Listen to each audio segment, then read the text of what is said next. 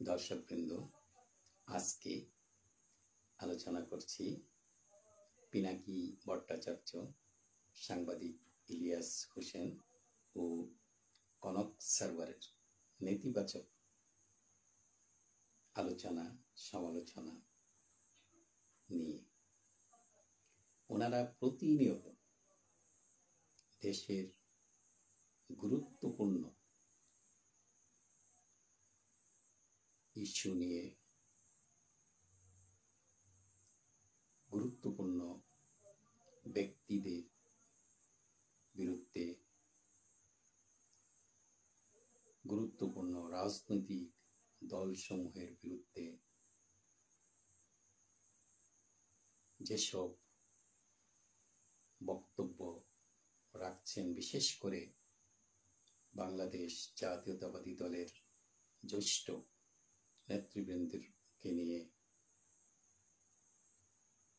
কখনো অন্যান্য দলের নেতৃবৃন্দকে নিয়ে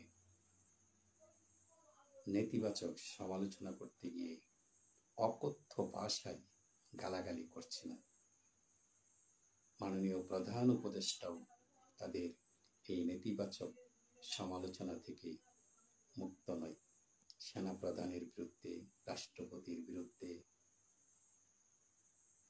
তারা লাগামহীনভাবে কথা বলছেন। মনে হয় যে তারাই দেশ পরিচালনা করছেন। ওনারা রাষ্ট্রপতিকে পরিবর্তন করে বেগম খালেদা জিয়াকে রাষ্ট্রপতি করে ফেলছেন।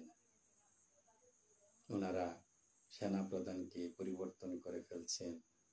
ওনারা উপদেষ্টাকে পরিবর্তন করে ফেলছেন। ওনারা আরাকান করিডোর দিয়ে দেওয়ার জন্য ইতিবাচক কথা বলছেন। চট্টগ্রাম বন্দরকে বিদেশিদের হাতে দিয়ে দেওয়ার জন্য এর পক্ষে কথা বলছেন। সেন্ট মার্টিনের মতো স্পর্শকাতর জায়গা আমেরিকাকে দিয়ে দেওয়ার জন্য যখন কথা বলেন, তখন আমাদের পূজার বাকি নেই ওনারা আসলে কি চায়। এই তিনজন দেশের বাহিরে অবস্থান করে দেশের স্বাধীনতা ও সার্বভৌমত্বকে নিয়ে ওনারা গভীর ষড়যন্ত্র করছেন। ওনারা কোনো একটি দেশের বিশেষ এজেন্ডা বাস্তবায়ন করার জন্য কাজ করে যাচ্ছেন।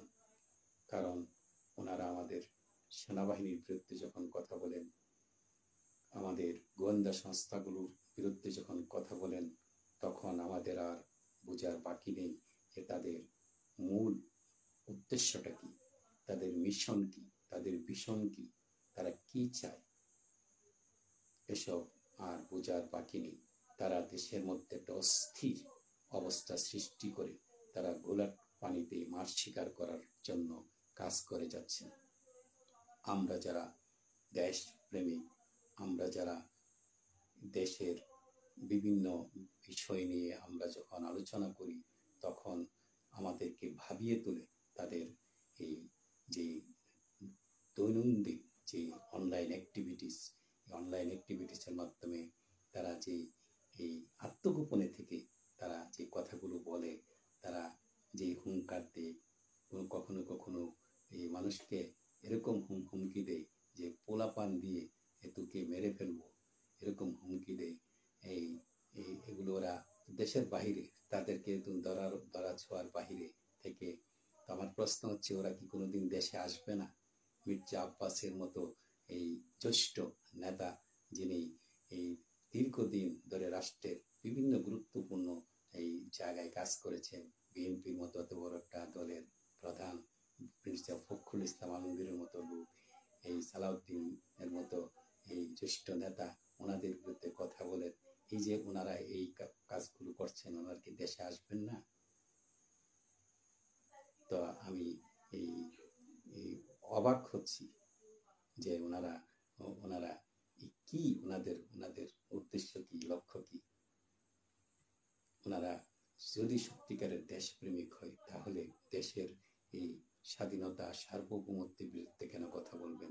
দেশের গুরুত্বপূর্ণ ব্যক্তিদেরকে নিয়ে কেন এই নেতিবাচক কথা বলবেন? সমস্যা তো থাকতেই পারে, প্রত্যেক মানুষেরই কিছু না কিছু দোষ থাকে, এমন নেতৃবৃন্দেরও অনেক দোষ ত্রুটি থাকতেই পারে। এই সামাজিক যোগাযোগ মাধ্যমে অশ্লীল ভাষায় গালাগালি করে এই নেতিবাচক সমালোচনা, এটা কি এই শিক্ষা কি সাংবাদিকতায় দিচ্ছে? একজন সাংবাদিকের কাজ কি? সে অন্ধকারকে আলোকিত করবে, সে সত্যটা উদ্ঘাটন করবে, সে ন্যায়ের পক্ষে কথা বলবে, কিন্তু শালীনতা বজায় রেখে সমালোচনা করবে।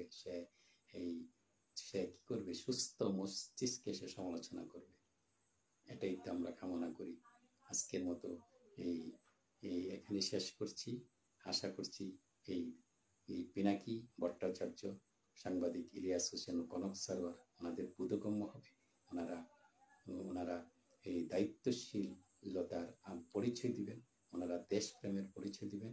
কোনো বিদেশি কোনো দেশের এজেন্ডা বাস্তবায়ন করার জন্য যাতে ওনারা কাজ না করে, এই আশা ব্যক্ত করে আজকের মতো এখানে শেষ করছি। আল্লাহ হাফিজ।